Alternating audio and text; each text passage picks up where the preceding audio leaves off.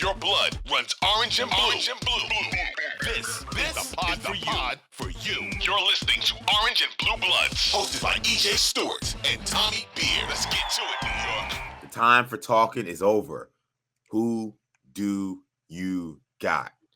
It's EJ Stewart, Tommy Beer joining you here. This is Orange and Blue Bloods, a New York Knicks podcast, Audacy WFAN original. We are at the final preview episode before we have our NBA playoffs kicking off with the New York Knicks facing the Cleveland Cavaliers.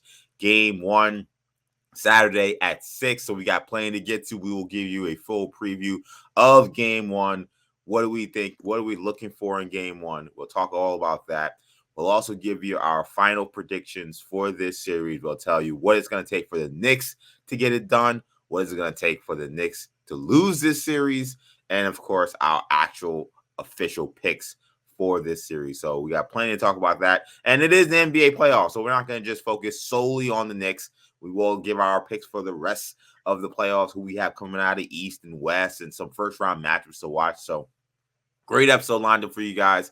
Really excited to do this one. Tommy, again, is with me as always. Tommy, how you feeling?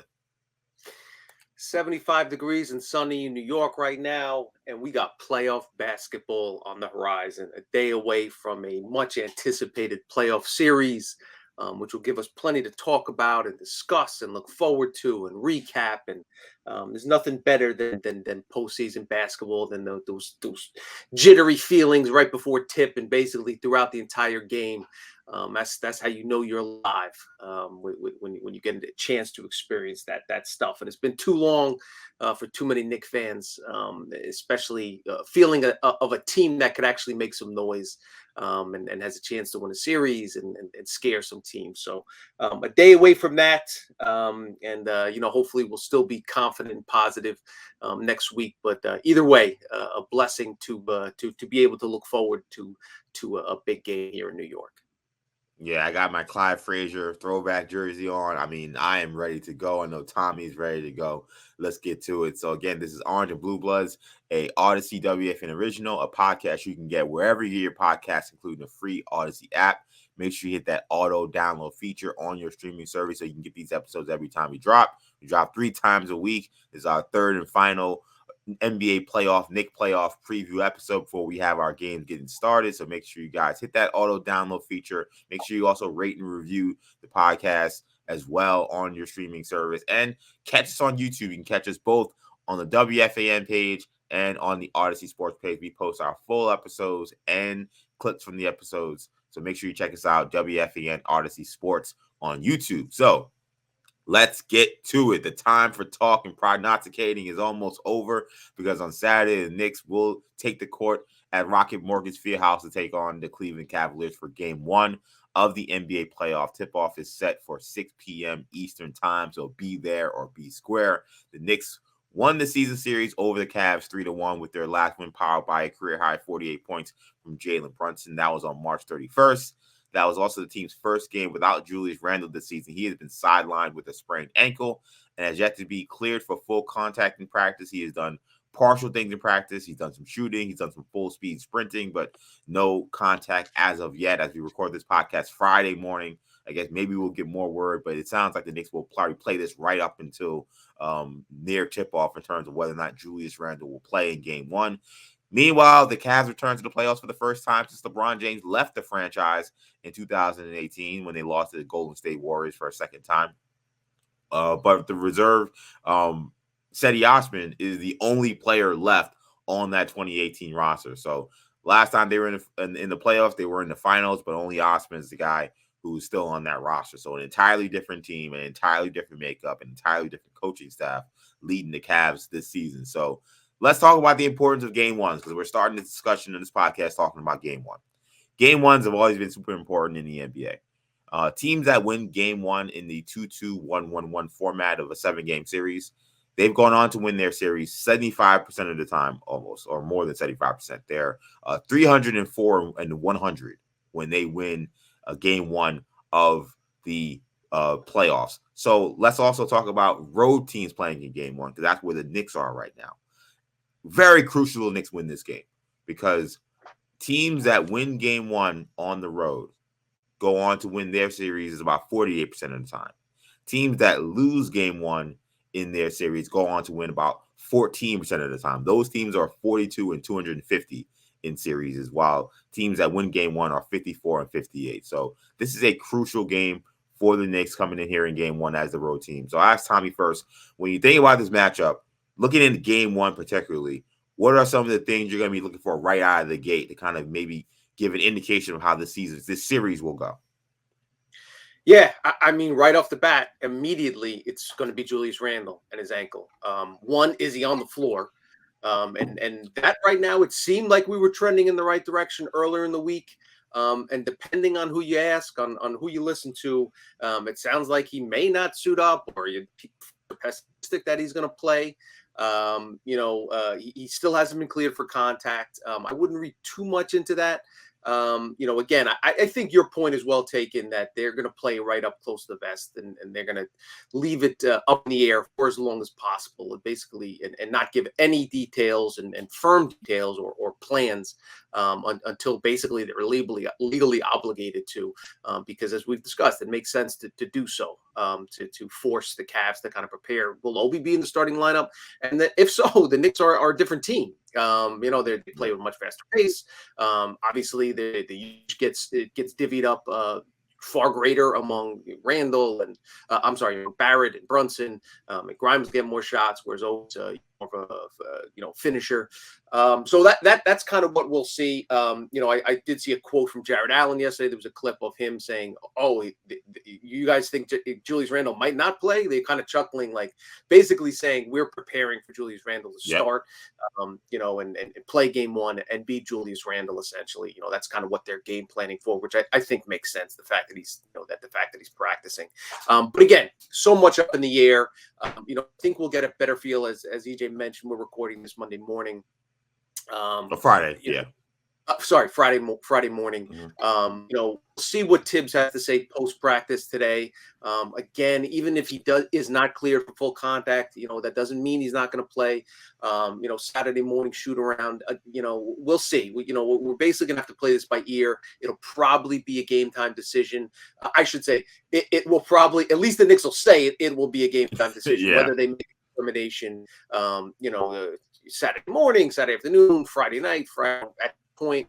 I'm sure they have a good sense. I'm sure Randall has a good sense. I'm sure the team has a good sense, and they're gonna keep that in house. But yeah, I mean, obviously, and assuming that he does play, how does he look? Is he, is any signs of limping? Any, because he was really explosive, and we know what he brings to the table. I think that's probably the first thing I'll keep an eye on. First few possessions of game one, if he's out there, and if not, how the Knicks look without him will be the story. Yeah, I mean, you mentioned kind of Randall's explosion, Randall being a physical player. Not to say that anybody wouldn't be, less of themselves with an ankle injury, but it feels like Randall's the kind of guy that if he was compromised, he would, be far less effective out there. So Randall and his health in this situation, of course, is the main story coming into game one. But if I take a step outside of that in terms of what I'll be watching for in game one, almost regardless of whether or not he's out there, because I think the strategy may not change, I will be very curious to see how the Cavs guard pick and roll coverages with Jalen Brunson. They kind of let Jalen Brunson just cook the last game, and boy, did he cook. I mean, he was cooking up shrimp pasta. He was cooking up steaks. He was cooking up he did all the fine delicacies, because, man, that 48-point performance he had, a 33-point first half performance was an absolute masterclass. And the Cavs took notice, and JB Pickersap said that it was a wake-up call for his team, and that they definitely saw, just how dangerous a scorer Jalen Brunson is. So we've seen teams employ this a couple of times this year, kind of sporadically, saying, okay, we're going to try to take the ball out of his hands. And Jalen Brunson is a very unselfish player from that regard, where he'll give it up. I'll be curious to see if that's something the Cavs do immediately in game one. Is that how they start this series? They plan A to say, hey, we're going to take the ball out of Jalen Brunson's hands, make RJ, make Quentin Grimes beat us? Or will they say, we're going to play this straight up? We have Isaac Okoro. He's back. Maybe he's not 100%, but he's close to 100%. Let's see how he does man up against Jalen Brunson before we make that adjustment. I think that's going to be crucial. I think if the Cavs mess around and don't try to get Jalen Brunson's the ball out of Jalen Brunson's hands, I think that could be a disaster for the Cavs. I think that would be a big mistake. I think they're going to have to find a way to get the ball out of his hands, make Mitchell Robinson on the short roll really the decision maker, make Julius Randle more of the decision maker on those short rolls, as opposed to making Jalen Brunson do what he wants. So I'm really curious to see how the Cavs guard JB. He's the difference from the 2021 team, outside of course, Mitchell Robinson being back and the bench guys being a lot better. But when you really look at why the Knicks have a chance in the first round, you start with saying, well, now they have Jalen Brunson. Now they have that point guard. So how teams guard this star point guard that the Knicks have, I think will be a very important thing to watch for in this series. And similarly, on the other end of the floor, how do the Knicks defend Donovan Mitchell? He's capable of 35, 40, 45 points in a big playoff game. As a dude that's averaged 35 plus points for a series and shot and slash 50, 40, 90.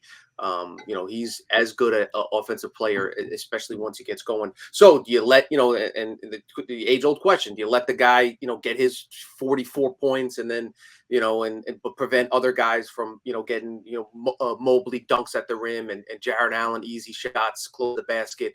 Do you drop off, to prevent those easy buckets off pick and rolls? That kind of action, because the Cavs are going to look to put Knicks, really stress the Knicks defense.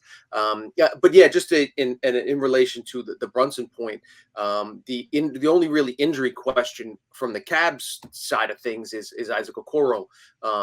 He injured his knee. I believe it was March 26th. Was the game, the 28th rather. It was the game prior to Brunson's 48-point explosion in Cleveland. And Okoro is the guy that's basically tasked with covering the opposing team's top perimeter scorer, top perimeter player. Yep. We saw it earlier in the season. The January meeting between the two teams did a really good job holding Brunson to 5 of 13 shooting. And obviously he wasn't there, for the 48-point game. So assuming he plays, and again, we'll probably get the injury reports, the first injury report. The teams will most likely release it this evening, Friday evening. My assumption is Randle will be listed as questionable. If Randle's listed as doubtful, then there's obviously major cause for concern there, which basically 75% chance he's not going to play. And teams can't really mess around too much on that with all the gambling implications and all that other stuff. The list is pretty, in other words, they're not going to list him as doubtful and if he's actually probable, that type of thing. If he's listed as probable, that's obviously great news for the Knicks. That means he's going to play. But again, questionable leaves you in that, on the fence area, which is what I think they'll be. Coral may be listed as questionable as well, but he's probably closer to the probable side of that tag. So we'll see. We'll see. Obviously, everyone will keep an eye out for the injury report, which should drop sometime this evening. Yeah, just watching clips while we were talking of Okoro covering Brunson, and he did a pretty good job on him in those one-on-one matchups. So he's going to be a crucial piece of the series. I know we talked plenty about Donovan Mitchell. We talked plenty about Garland, but his defense on Jalen Brunson may end up being the difference, especially if they don't decide to take the ball out of Brunson's hands, blitz screens, double screens, and they're saying, okay, we're going to let Isaac Okoro, our best defender, take on this matchup. This is essentially why we drafted him, right? We didn't draft Obi Toppin. We drafted this kid because he was a Swiss Army knife defensively. He can get after it, guard multiple positions. So maybe they say, hey, let's go, kid. This is the opportunity. This is what we've been asking for. Or maybe they say, hey, you're going to play tough on-ball defense, but we're going to give you a lot of help. And that would open things up for other guys. And that's where the RJ Barretts, the Emmanuel Quickleys, of course, Randall, Josh Harts, and Quentin Grimes have to make plays. When you look at one thing I will say, too. Yeah, go ahead. Sure. One other thing on Okoro, just before we move on, you kind of think of him as, a defense only guy, those players, those Bruce Bowen type guys, obviously not on the defensive level of that, but, a guy you basically can ignore completely on offense. And yes, the Knicks are going to dare to shoot. Isaac Okoro beats you, then he beats you, so be it. But looking at the numbers, he actually shot a lot better than I would have thought Over the final 44 games he appeared in, so basically dating back to Christmas, he shot 54% from the floor, and most importantly, 43.4% from deep. So this is not a guy that's going to be scared to death to take a corner three if he's wide open. He's going to, the Knicks will live with him taking and making them. But again, it's not, don't be shocked if Okoro knocks down, 3 big threes at some point, in game one. And it's, again, those are the type of guys, and role players tend to play better at home, all that type of stuff, going into a playoff series. It's, and a game that I think most folks will assume will be tight, throughout the contest. Those could be some big shots that Okoro takes, and we'll see if he makes them. Yeah, he's going to have opportunities. I think for the Knicks, they can't overreact to shot making from some of these other guys. We know Cass LeVert is going to make some shots. Okoro is going to get some wide open threes. It's just, you have to give up something. When you come to playoff basketball, particularly, you have to decide, what are you willing to live with? What are you willing to give up? You can't take everything away. So Isaac Okoro is going to get some threes, and he's going to make some. And you're going to have to live with that, because you can't have Donovan Mitchell going for 50. You can't have Garland going for 40. So you're going to have to live with those. You're going to have to live with Cass LeVert getting some buckets. You're going to have to live with a couple of things. But what you can't live with is giving up everything. It's saying, okay, those guys are getting off, but also Donovan Mitchell's getting his, Garland's getting his, Allen's rolling to the basket. They got to be able to take certain things away. So when it comes to Garland pick and roll, do you take away the roll man and be comfortable with Garland taking a lot of in between, maybe kind of contested twos? That's something that we talked about with Jackson Gillette yesterday, and Jackson was awesome from Fear the Sword.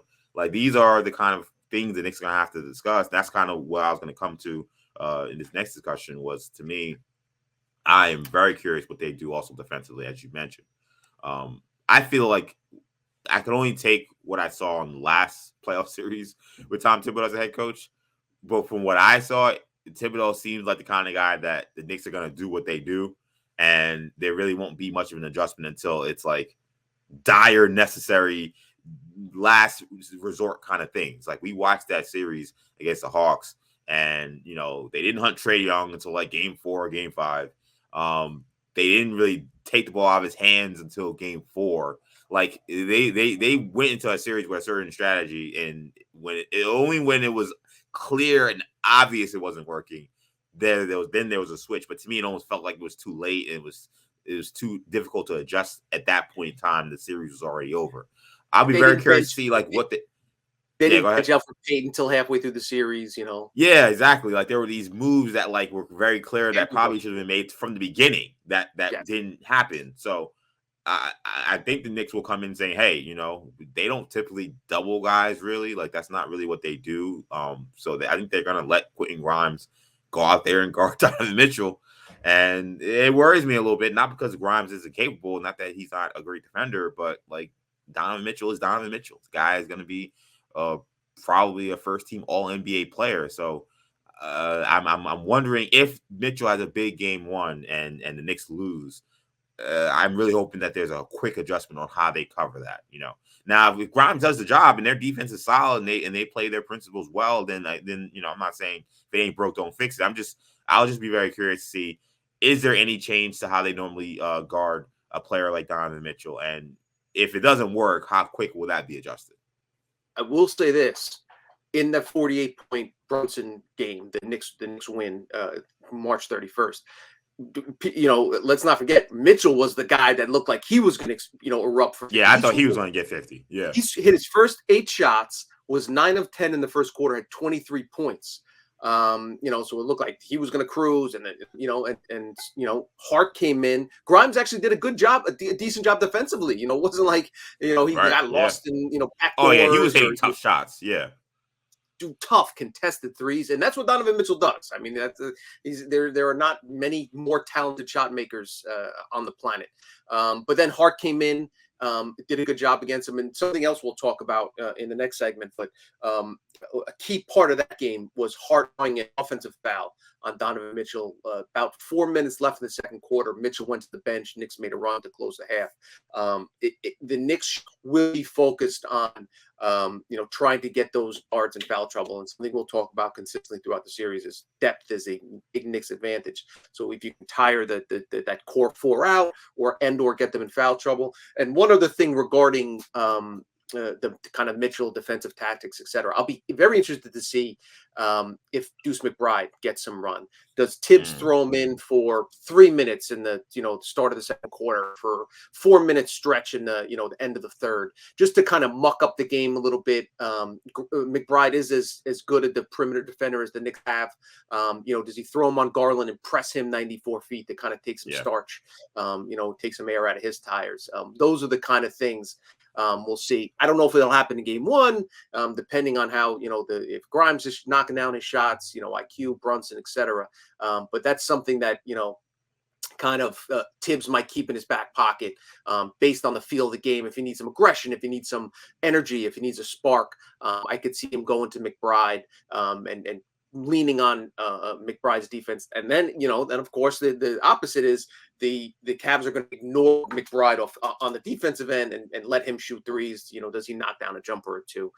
Those are the key things that tend to decide playoff games. So it'll be fascinating to watch.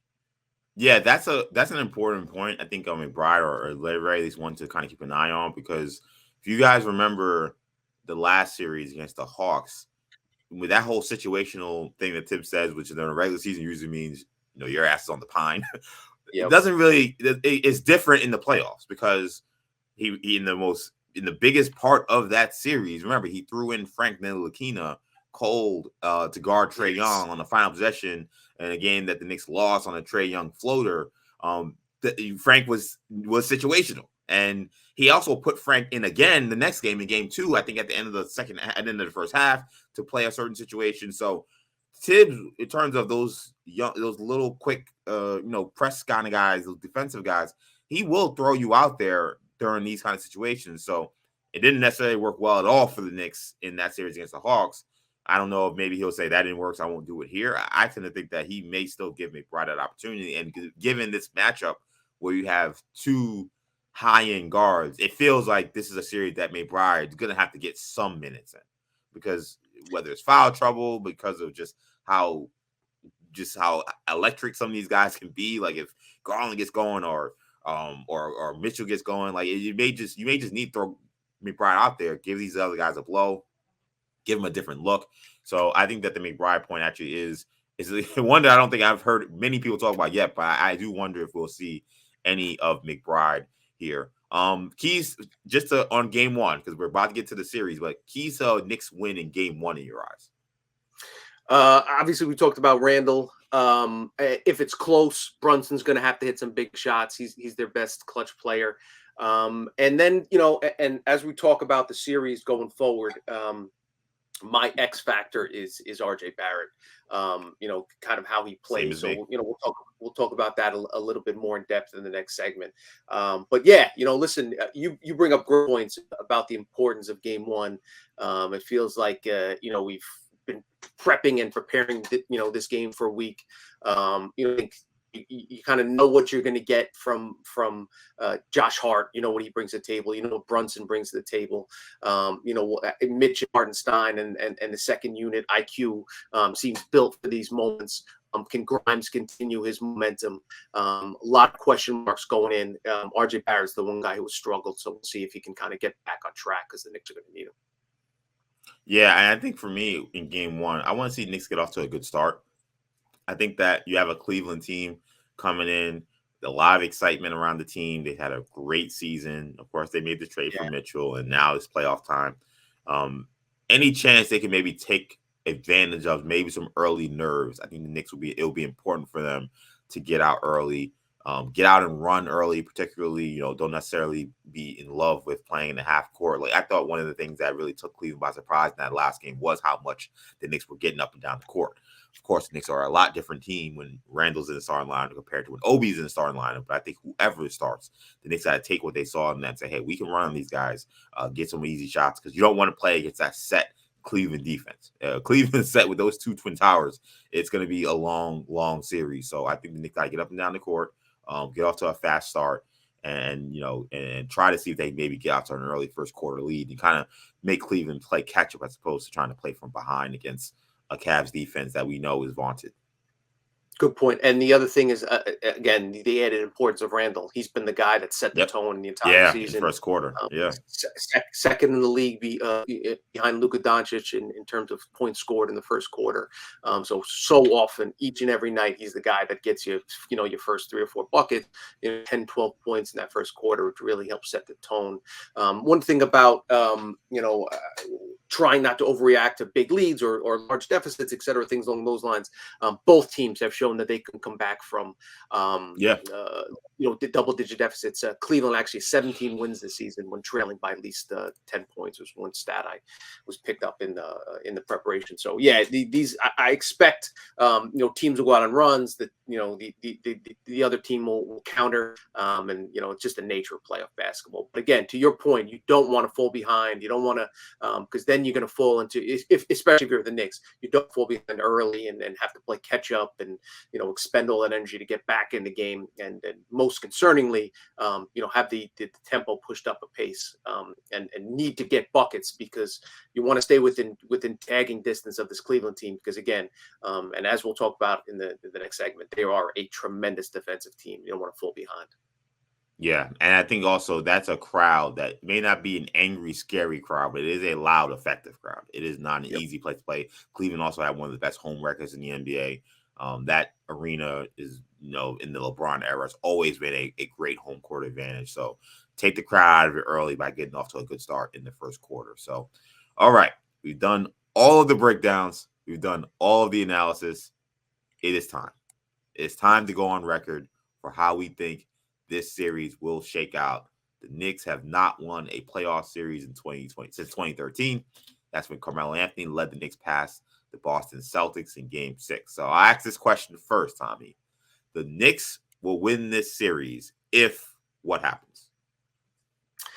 Yeah, I'm going to go with my and I think we know what we're going to get from Brunson and Hart and IQ and Grimes to a lesser extent. And Randall's obviously still question mark, but assuming he plays, we know what he can bring to the table. I think that they need RJ Barrett to be the X factor and positively tip the scales of balance. 2 reasons I say that. Defensively, Knicks are going to try to hide Brunson on Isaac Okoro, as we talked about. This gives Brunson a little bit an opportunity to help off drivers and maybe draw some offensive fouls, but also keep him out of foul trouble. And he's just not as talented a defender. He's the weakest defender of the Knicks starting 5. So you put him on the guy that Cleveland's going to stick in the corner. That means that Barrett's going to have to switch on to most likely Darius Garland, the primary times. We know how good of a player Garland is. Obviously Mitchell gets most of the highlights, but Garland is one of the up and coming guards in the NBA. Made an All-Star team, age 23. One of the only player in the league with 20 plus points, 7 assists, and shooting over 40% from 3-point land. He's a problem, especially when he gets going. So RJ is going to need to play the best, and we've knocked RJ for his inconsistent defensive approach throughout the season. They need him locked in on the defensive end. Just as importantly, on the offensive end, when the Knicks have the ball, Okoro is going to be guarding Jalen Brunson, which means a cross match is going to be either Mitchell or Garland on RJ Barrett. RJ Barrett has been ice cold from three-point territory, shooting 22% of the last 15 games. Confidence is really at an all-time low, but he's done a better job of driving to the basket, getting into the paint, creating scoring opportunities for himself and his others. Cavs are going to dare him to shoot the threes. Does he take the first couple threes he gets? If he misses them, does he continue to chuck them up, or does he use that space to kind of use it as a runway to get into the paint and create scoring opportunities?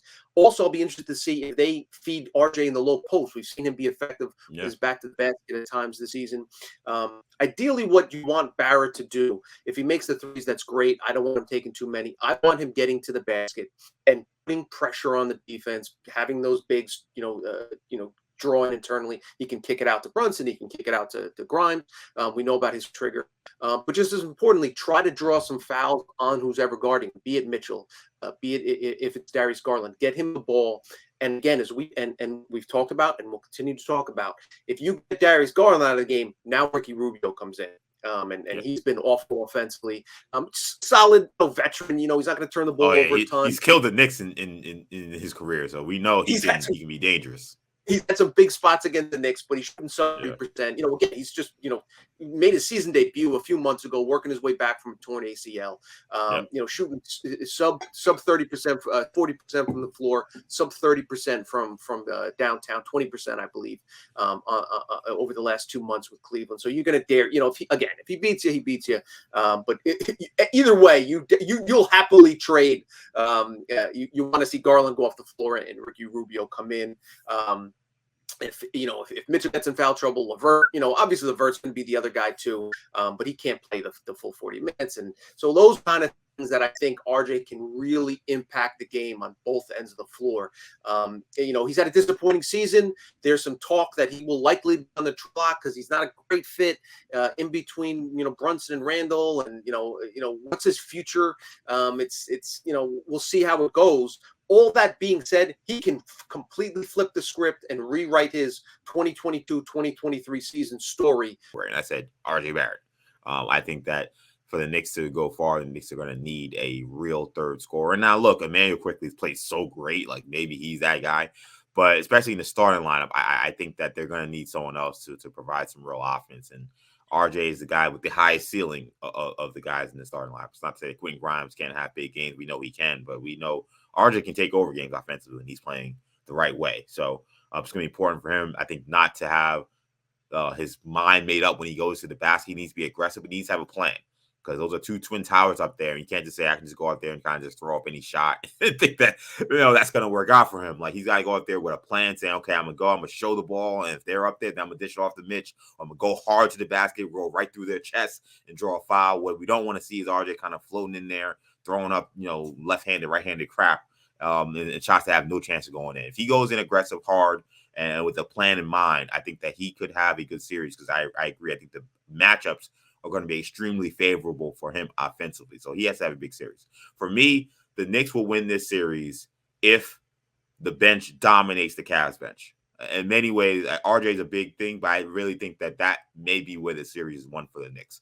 Because when I look at this matchup, I think the Knicks will have to kind of play even with the stars, or close to even as they can. The Knicks' big advantage to me is that they have a much better bench than the Cavs bench. So much so that I think that JD Bickerstaff may end up playing a lot of his starters north of 40 minutes. But in that time, when the Knicks bench gets that Cavs bench one-on-one, solo dolo, they gotta destroy them. They have to dominate that matchup. The Knicks have a really solid 4 to 5 man lineup back there, if you include McBride, that has played really great since the Josh Hart trade. They gotta dominate those minutes. They're Dean Wade, Lamar Stevens, Jetty Osman. Like, these are guys are not guys that should be able to outplay Quickly and Toppin and Josh Hart and Isaiah Hartenstein. Like, the Knicks are going to need their bench to play the way they've played all season. In that Hawks series, one of the problems was, besides really the first 2 games, the Knicks bench never really got going. And that was one of their big advantages in that season, was that the Knicks had this great bench. The Hawks bench outplayed the Knicks badly in the last 3 games, and that's why the Knicks were so dominated in those games. This cannot happen this time around. The Knicks bench is going to have to show up big. I think that they will, but I think that is going to be a big part in this series if the Knicks bench shows up. I totally agree. That was actually my second kind of deciding factor, was the bench. And point, the Knicks bench second unit can't just outplay the Cavs. They need to thoroughly dominate the start of the second quarter, that first 6 minutes of the second quarter, that first 6 minutes of the fourth quarter. Not by a couple points, not hang close. Josh Hart, they have the 6th man of the year in Emmanuel Quickly. Josh Hart's, starter on half the other teams in the NBA. Isaiah Hartenstein has played at an incredibly high level on both ends of the floor for the past 2 months. Can they get some dunks for Obi Toppin in transition? Easy baskets, because it's going to be a slog to score against this Cavs team. They make it up, and they're going to make it difficult for you. We know Josh Hart is going to grab some defensive rebounds and push the ball up the floor in transition. Is he going to find RJ Barrett cutting the rim? And again, that's RJ Barrett time too. He's usually the lone starter that plays with those other 4 second unit guys. Does Deuce McBride, make an impact defensively? Those are things that the Knicks are going to need to do in order to win this game and the series. Let's talk about the worst case scenario here. Knicks will lose this series if what happens? if they play to the way the Cavs want to play. Cavs hold when Cavs hold opponents under 100 points this season, they're 23-1. They 20, just the fact that they held an opponent under 100 points 24 times this season is remarkable. And as we know in today's NBA, no other team in the NBA had more than 16 such games. The Celtics held an opponent under 100 points 16 times. They were second in the league. Cavs number one at 24 times and 23-1 of those contests, as you might expect. So if they can slow the pace down, have the Knicks, struggled, befuddled, on the offensive end. That's obviously where they make their bread and why they've been one of the best teams in the league. And then ultimately, I think it's going to come down to the final 5 minutes. Jalen Brunson has been the Knicks' best free agent signing in 2 decades plus, arguably in the history of the franchise, because of how well he's played during the regular season. If he wants to elevate his status even higher and have a statue built of this man, he needs to continue that in the postseason, because we've seen all the great players of the Knicks past. Yes, the regular season numbers are cool, but Patrick Ewing is a hero and a legend now because of how well he played against the Heat and the Pacers, and in his postseason appearances. You're wearing a Clyde jersey for 36, 17, and 9. We know about Willis Reed. We know about the legendary Knicks players, and obviously Jalen Brunson's nowhere near those guys. But if he wants to kind of elevate his status to that higher level, and because that's kind of what's going to be the separating factor. Obviously, he has an opportunity to do so, and he's going to have an opportunity to do so with the game on the line. We know Randall struggles in the final 5 minutes. Historically through his career, he did not play well in the postseason. We don't. IQ hopefully will knock down some shots. Grimes been hit or miss. What Josh Hart is going to be. There's going to be possessions when it's a 1-possession game, 2-possession game, one way or the other, where the Knicks need a bucket, and they're going to ask Jalen Brunson to do it. He's done it so far this season, one of the best clutch players in the league. But now, the things get ratcheted up. We've seen him do it in the postseason, 11 months ago, 12 months ago, last April, when he sent Donovan Mitchell and the Jazz home almost by himself over those first 3 games. See if he can do it again. But if he doesn't, then the Knicks are going to have a very difficult time scoring in those final few minutes. The game's probably going to go down to crunch time. I think we can feel confident that Mitchell is going to make quite a few clutch baskets of his own. Garland, Mobley, they're going to find a way to get buckets. Can Brunson answer? If he doesn't, Knicks will probably be on the short end of the stick. I'll say the Knicks will lose, and I will take something from one of my cousins who knows so much about basketball, my cousin James. He always said, talking about the Jordan era, that one of the things that was guaranteed during that Jordan era and why the Bulls won so much was that Jordan was always going to outplay your star, whether it was Patrick Ewing, whether it was Reggie Miller, whether it was whoever it was in that Eastern Conference or in the finals, whether it's Barkley, whether it's Sean Kemp, whether it's Magic Johnson. Jordan always outplayed your star. Clyde Drexler, yes, maybe the most the evident example. Jordan always outplayed your star, and he always outplayed them when it mattered most in the clutch. The Knicks will lose this series if the Cavs stars significantly outplay the Knicks stars when it matters most. So you talk about those clutch situations, late games, because there's going to be close games. Whether you think it's Cavs in 5, like Jackson said, or whether you think it's Knicks in 5, like some other Knicks fans may be saying, they're going to be close games. These games will be decided at the end by these star players making plays late. And if Donovan Mitchell and Darius Garland are hitting big shot after big shot and they can't answer it with shots from Brunson and shots from Randall, Knicks will lose. It's that simple. If the Cavs and Donovan Mitchell outplay the Knicks stars, they're going home. And that's really what's going to come down to. So the Knicks can't have, obviously, how Julius Randle played 2 years ago. Like that is they're dead on arrival if they get that Julius Randle. He has to play pretty much to the standard he played for the majority of this season, where he's lined up for another All-NBA selection. Jalen Brunson's going to have to be the closer, which he's been for the majority of this season. If that doesn't happen and Garland and Donovan Mitchell outplay those guys, Knicks will lose. Yeah, You can make it. I think we're speaking the same language, Yeah. and the reality is they're going to be close games, exactly like you said. I think you can predict the Cavs in 5 or the Knicks or whatever, but I think everybody would be surprised if there are blowouts consistently game. I think it's going to come down to the final 5 minutes, and that's when you make your money. All right, prediction time. Who wins this series and why, Tommy? I'm fascinated by the series, and just because it's on so many levels, and just just a few numbers here. They say styles make fights. Cavs, number 1 in the league in defensive efficiency. I talked about keeping teams on 100 points. They ranked first in the NBA in opponents' points per game. The only team in the NBA to keep teams under 107 points. Only team first in defensive efficiency. Only team to keep their opponents under 110 points per 100 possessions. The Knicks, on the other hand, third in the NBA in offensive efficiency. It's very rare that you get a first round series where you get a top 3 offense against the top 3 defense. Sometimes you get in the Eastern Conference in a conference finals, or sometimes in the second round. But to get 2 teams matched up that are literally the very top of the league in each respective metric is really, really interesting. And one of the reasons Cleveland's so effective is because they force turnovers. 17.7 turnovers forced. That's third most in the NBA. One of the reasons the Knicks are so effective offensively is because they limit their turnovers. Commit just 13 turnovers a game, third fewest in the NBA. A lot of teams ask, a lot of folks ask, how can the Knicks be that good offensively in terms of defensive efficiency when they shoot, middle of the pack? They're 20th in the league in field goal percentage. They're 19th in the league in 3-point percentage. 2 primary reasons: they take care of the basketball, as I just mentioned, and they rebound the hell out of the basketball, especially on the offensive end.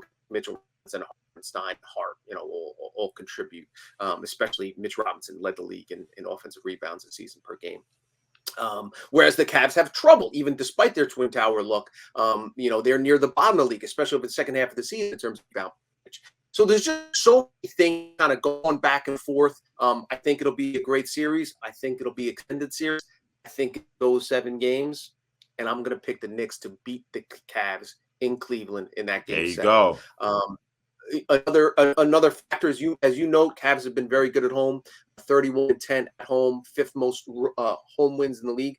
The Knicks have been very, very good on the road, 24-17. The Bucks have 2 more wins than the Knicks. The Knicks basically tied for second in terms of most road wins this season.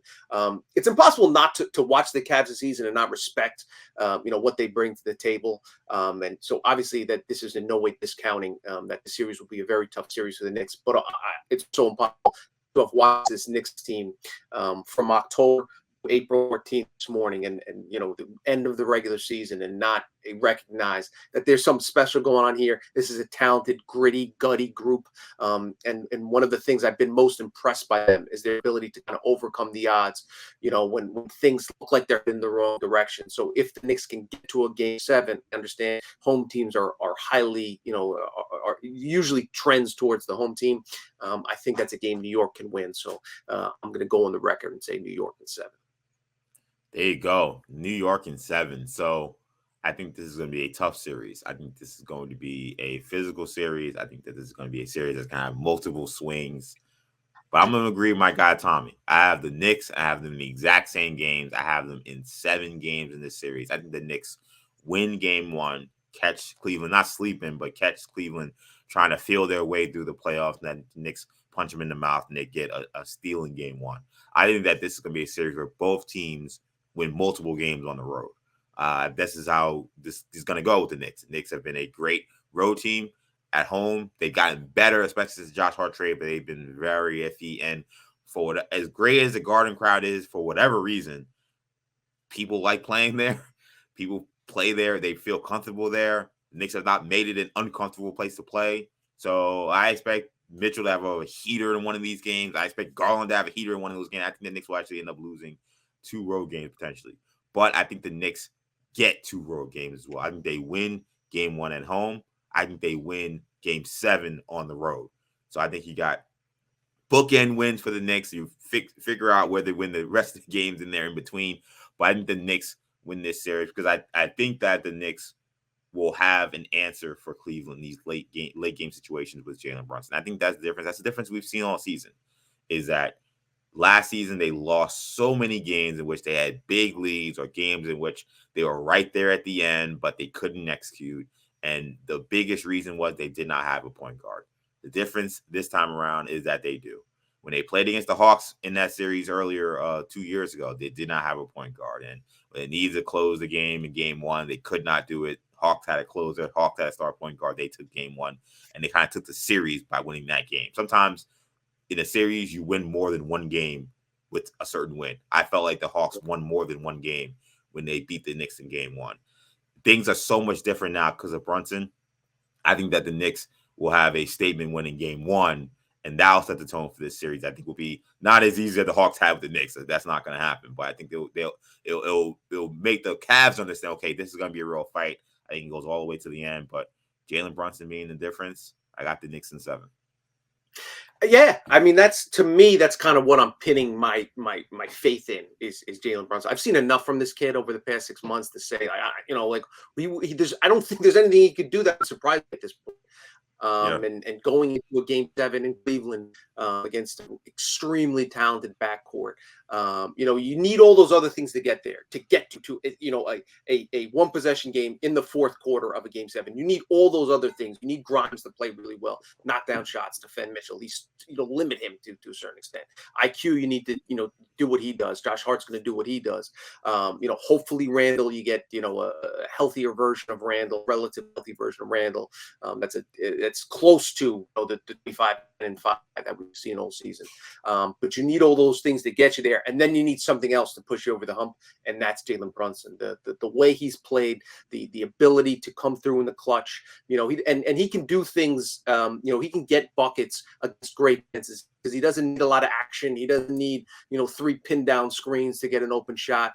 He can take his man, isolate him, go left, right, get into the lane, fade away, draw foul, get to the free throw line. We know he has the stones to make big shots. And if you're a Knicks fan, that's what you're hoping for. It's just at least being in a position where you can let your most important player take you home. Jalen Brunson may not be the most accomplished player in this series, but he's the most accomplished postseason player in this series. So that's what I'm leaning on. Donovan Mitchell is a great player, but he's never been to the Western Conference Finals. He hasn't had the kind of series. He's had good series, he's had big series, but he hasn't had the kind of series where they've won like Jalen Brunson had last season. So when I'm thinking about how you win the postseason, you need postseason players. I think Jalen Brunson's a postseason guy. Knicks in 7.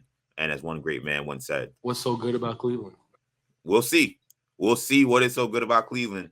I think Jalen Brunson's going to have an answer for them. It's going to be a really fun series. So before we get out of here, I really have enjoyed the conversations this week. But to be honest, I'm ready for playoff basketball. Like, there's so much talking, so much prognosticating, so much previews. It's like, oh my God, can we get these teams playing already? And we're almost there. We're right at the precipice. So we record this podcast Friday morning. So the playoff field is mostly set. I still don't like how this playing tournament is kind of delayed, just knowing exactly who the actual playoff teams will be in terms of the full 16. But we still don't know who the Bucks will play. We still don't know who the Nuggets play. We have Friday games. You got the T-Wolves hosting the Thunder. You got the Heat hosting the who they play, the Bulls. So you got those games, and we'll see what happens with those teams. But we know the rest of the matchup. So I want to give a quick kind of premiere of just like what we're expecting in the postseason in the first round. So first time I ask you quickly, favorite or most anticipated first round matchup outside of Knicks and Cavs? I'm going to go with a couple series out west, but in particular, the Grizzlies-Lakers. We talked a little bit about it on Thursday's pod. I just think it's fascinating on so many respects. You got the John Morant angle coming off of a controversial season, let's say. They're dealing with some injuries down low. And you have the greatest player of all time, 1A or 1B, however you want to. You got LeBron, a healthy Anthony Davis. Just kind of, that's been a storyline when they make the postseason. And then Bron hurts his knee. They make the trade, and it just thing. I've always, I've always been a big admirer of LeBron and basically what he's done throughout his career. So I'd love to see him make some noise at age 38 and see what he can do and put a little pressure on the Grizzlies. So I would say that's, I think Kings Warriors is going to be awesome. Oh yeah. And there's a lot of good stuff there. But if I had to pick one, the one series I'm looking forward to most, probably Lakers. It's funny you mentioned the Kings Warriors series. I think is really fascinating, and people are running to the Warriors. I really feel like the Kings may take that series. But for me, when I think about most anticipated matchup first round, I got to go with the series you didn't mention that we know is happening. We don't know who the Nuggets is playing, but I think it's the Clippers and Suns. In some ways, I'm a big wrestling fan, and whether you're watching wrestling now or you watch wrestling back in the old, territory days of the 70s and 80s, the AWA and all that stuff, NWA and all that stuff, you have your loser leaves town matches. This almost feels like a loser leaves town NBA playoff series, if that makes sense. Like it feels like these are two teams that have kind of been kind of stuck in the middle of nowhere in terms of saying they're title contenders, but haven't really been able to actually win a championship. Suns got there a couple years ago, then took a major step back last season. They make the trade for Kevin Durant. The Clippers, they've been saying they're title contender for, it seems like, since they got PG and Kawhi and no Western Conference final appearances. And it feels like there's a ton of pressure on both of these teams to get to an NBA Finals, even though they're a 4 and 5 seed and they're playing in the first round. So it feels like the loser of this series faces major changes next season, whether it's coaches being fired, whether it's multiple players being traded. Like the loser of this team will look nothing like how they look coming into the series. So that's why this series is really fascinating to me, because I think it's a loser leaves town kind of series. Whoever wins, you feel like, wow, man, they beat a really tough team in the first round, and now you can really buy into them as a true title contender. I think people already buy into the Suns, but everybody can buy into the Clippers if they win. And the loser, you say, all right, who are we trading? Who's getting fired? Like, we can't come back with these same guys again next season if we lose in the first round of the playoffs, especially if they lose in an embarrassing fashion. So loser leaves town in the first round of the playoffs. I'm looking forward to seeing Suns versus some Clippers. I would love this series if Paul George was healthy. The fact that he's going to miss it. It sounds like he's going to miss at least the start of the series. Maybe comes back game 3 or something along those lines. We'll see. But I just think, and I picked the Clippers to get to the finals at the start of the season. But I can't take a team seriously. You don't know who's going to show up night in, night out. Can they flip the switch? Kawhi Leonard, we've talked about, Jimmy Butler, joking around saying it's time to start playing. That's how I feel about the Clippers. Tremendous talent from the bottom, like 9 to 10. But I haven't loved the way they've handled it this season. So I can't buy into them now. I honestly think that the Suns are gonna disperse with them pretty handily. Wow. Durant looks healthy. So and I'd like to see CP3 make a little run here and get back to, hopefully, we'll see if he wins a title this season. But Paul George is there. Again, I have a ton of respect for those two guys, the combo of George and Leonard. But are they going to stay healthy? If they come back, is Kawhi going to, just something doesn't feel right, hasn't felt right with that Clippers team all season. So I think the Suns are peaking at the right time, have a great combination of size, strength, leadership, veterans, young players. I think that the Suns are a little bit too much for LA. All right, player with the most improved in these postseason. Who do you have for that?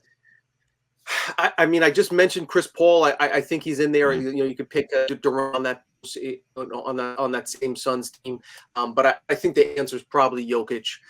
So much talk about, does he deserve to win 3 MVPs? No, he doesn't, because he didn't win. He hasn't advanced to the conference finals or the finals, even though the MVP is regular season award. So it's kind of ridiculous to put the two together. I think the two big guys, Jokic and Embiid.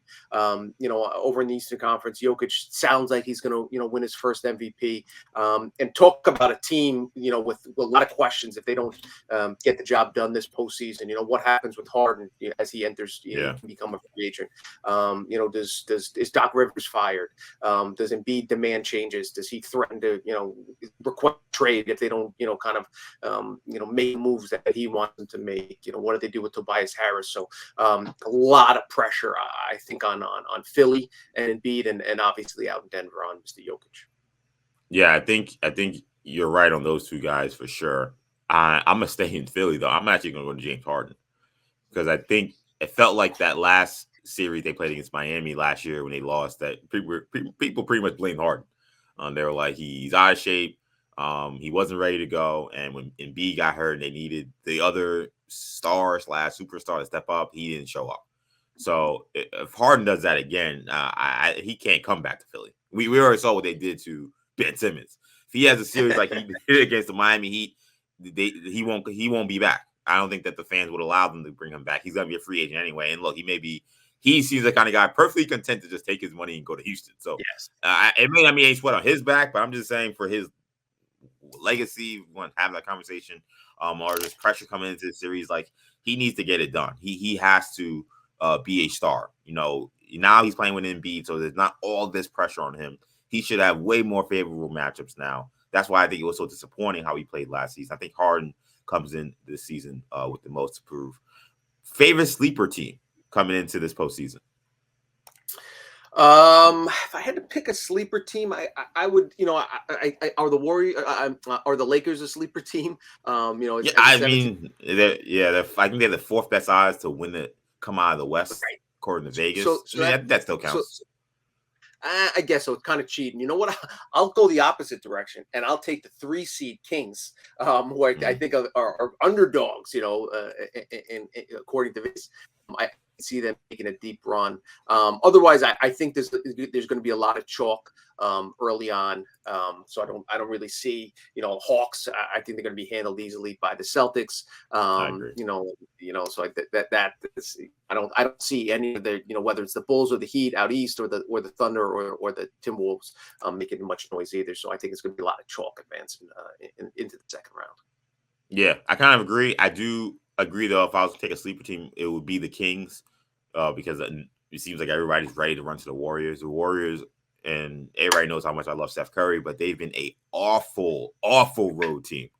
So, and the Kings have been one of the best home teams, and that's one of the best home court advantages. And we know how old the old Arco Arena used to be back in the day, playing in those games. That Kings home court advantage is going to be incredible in these games. And I think that people are sleeping because they haven't really paid attention. But the Kings have, in my opinion, the best offense in the NBA. They have the best clutch scorer in the NBA in De'Aaron Fox. And I just take credence in what teams do in the regular season. I don't just say, okay, I know you're a young team and I know you're playing against the defending champs, but what you did in the regular season doesn't matter. Like, I don't care that you've won however many games and you've been solid. These are the reasons why you're going to lose. I've never been that guy. So I think the Kings not only can win this series, I think they can win another series as well. I think that they could beat Memphis or the Lakers in a second round series as well. So you can be looking at conference finals, Sacramento Kings team. So that's the sleeper team I have, because I think that not only can they win in the first round, they can go on a deep run through the postseason. Yeah, I mean, that Sacramento crowd is going to be fired up. Obviously, breaking the longest postseasonless streak in NBA history. They're going to ready to light the beam. And the one thing with the Warriors, though, they are getting Andrew Wiggins back. Hasn't played since February. Big returns.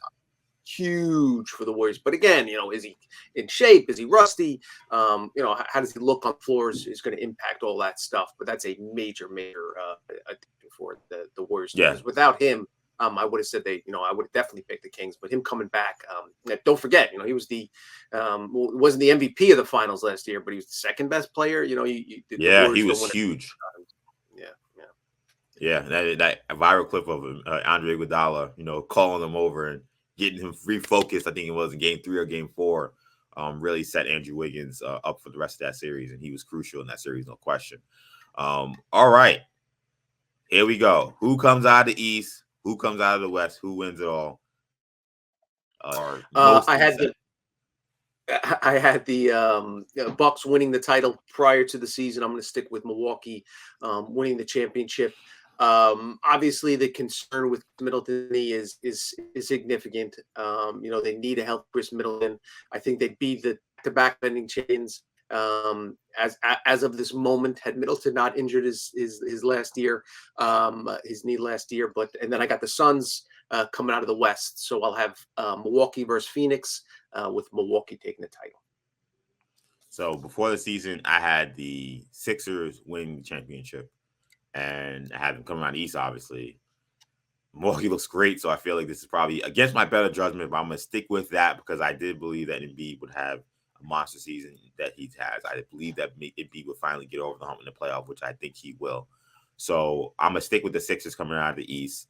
The Western Conference team I have is New Orleans Pelicans, who are not in the postseason. So we can't have those. So now I get a full mulligan and I have a whole crop of now 9 teams technically, because the Thunder and the and whoever they play, the T-Wolves are technically still in the mix.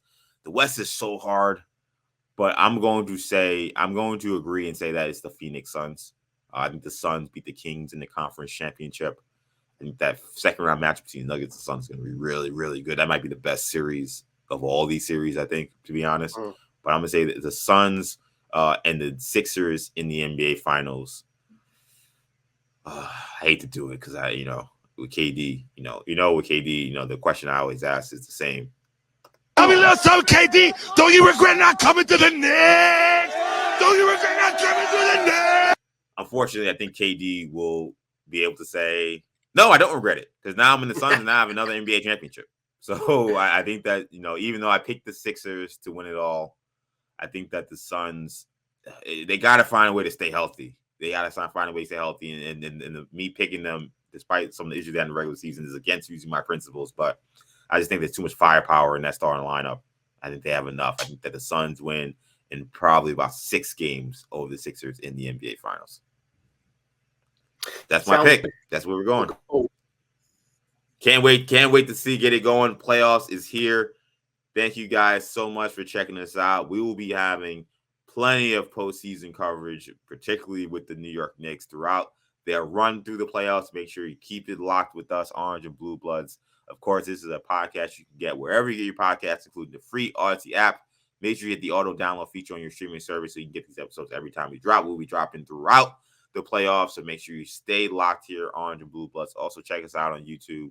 Audacy Sports and WFAN on the YouTube page where you can find our content. Tommy, let people know where they can find you.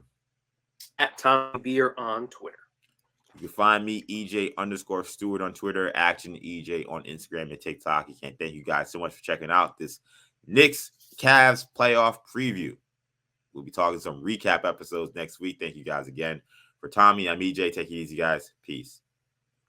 Thanks for watching. If you enjoyed this video, please don't forget to give it a thumbs up and subscribe to our channel for more content like this. If you want to see more of our videos, be sure to check out our playlist and let us know what you think in the comments below. Also, don't forget to follow us on social media to stay up to date on our latest podcast ventures. Links will be in the descriptions. And as always, thanks for watching, and we will see you in our next video.